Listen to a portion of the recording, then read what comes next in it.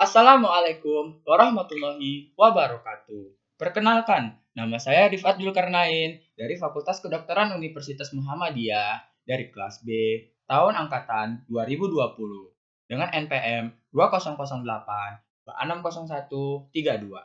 Pada hari ini, saya diberikan kesempatan untuk menjelaskan materi kelistrikan sel saraf pada manusia. Nah, yang sudah saya buat di dalam PowerPoint saya. Lanjutlah kita ke materi berikutnya.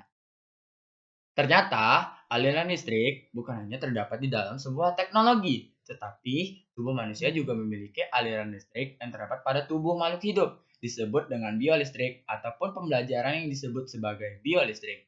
Nah, berbeda dengan listrik yang berasal dari elektron seperti baterai, listrik dalam tubuh makhluk hidup berasal dari ion, jadi sangat berbeda, bukan seperti listrik yang mengalir pada kabel listrik squat.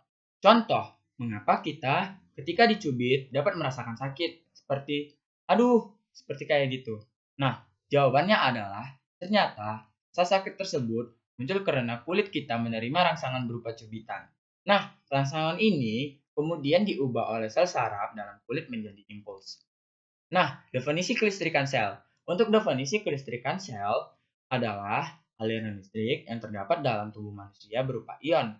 Nah, ion-ion ini dibagi menjadi dua. Ada ion positif dan ada ion negatif. Untuk ion positif terbagi menjadi dua, yaitu ada K+ dan Na+, dan ion negatif terbagi menjadi satu bagian saja, yaitu seperti Cl-.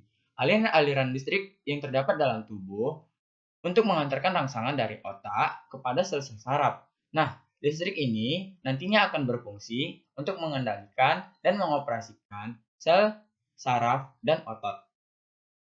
Ini adalah bentuk sel saraf manusia ataupun sel saraf makhluk hidup. Nah, strukturnya adalah ada dendrit, badan sel, inti sel, akson yang terbagi menjadi dua lagi, nodus Ranvier, myelin, dan sinapsis.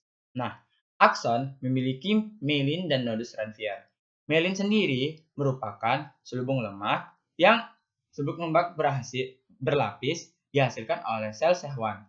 Fungsi myelin sebagai pemberi nutrisi dan insulator atau yang disebut dengan bahan untuk menjaga penghantar panas atau muatan listrik, sehingga dapat mempercepat impuls melalui loncatan muatan listrik. Nah, sedangkan nodus Ranvier merupakan bagian akson terbuka yang tidak terbungkus oleh lapisan myelin. Bagian membran ataupun luar nodus Ranvier banyak terdapat ion Na+. Dan untuk bagian dalam, yaitu myelin, banyak terdapat Cl- dan ion K+. Seperti yang kita lihat di dalam sini, ini adalah struktur dari akson. Untuk bagian luar disebut dengan nodus Ranvier, sementara bagian dalam disebut dengan myelin. Untuk nodus Ranvier, banyak terdapat bagian ion-ion positif, sedangkan bagian dalam banyak terdapat ion-ion negatif.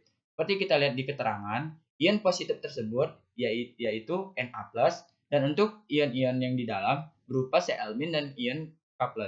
Nah, untuk bagian luar, karena dia bersifat positif, jadi bersifat itu bagian ini bersifat positif, sementara bagian dalam banyak terdapat Cl- daripada K+, sehingga untuk jaringan myelin lebih cenderung bersifat negatif. Mekanisme kelistrikan sel saraf terbagi menjadi tiga. Nah, saya akan menjelaskan satu-satu. Untuk pertama, yaitu saat neurotransmitter dilepaskan dari sel saraf lain, impuls rangsangan akan terus diteruskan ke sel saraf berikutnya, seperti gambaran berikut ini. Nah, ini nantinya dari sini akan dirangsang lagi menuju muatan positif Na masuk ke dalam sel saraf. Nah, seperti gambar di sini. Nah, saat muatan positif Na dari luar, yaitu dari bagian nodus Ranvier masuk ke dalam myelin, nah, akan melewati membran sel, sehingga rangsangan listrik mengalir ke ujung sel saraf. Nah, ini adalah gambaran untuk ujung sel saraf. Saat rangsangan telah mencapai ujung sel saraf, neurotransmitter akan dilepaskan kembali menuju sel saraf lain atau sel tujuan, seperti gambar yang kita lihat di sini. Nah, hal-hal yang menyebabkan perubahan pada kelistrikan sel saat potensial aksi atau impuls saraf bergerak ke bawah akson. Nah, terjadi perubahan polaritas melintasi membran akson. Apa itu polaritas? Polaritas adalah perubahan di dalam sel, di mana sel mengalami pergeseran dalam distribusi muatan listrik, menghasilkan muatan negatif yang lebih sedikit di dalam sel. Lalu, menanggapi signal dari neuron lain, saluran ion berpagar natrium Na+ dan kalium K+ membuka dan menutup saat membran mencapai potensi ambangnya. Lalu saluran Na+ terbuka di awal potensial aksi dan Na+ bergerak ke akson, menyebabkan depolarisasi. Sementara repolarisasi terjadi ketika saluran K+ terbuka dan K+ bergerak keluar dari akson, menciptakan perubahan polaritas antara bagian luar sel ataupun nodus Ranvier dan bagian dalam yaitu myelin.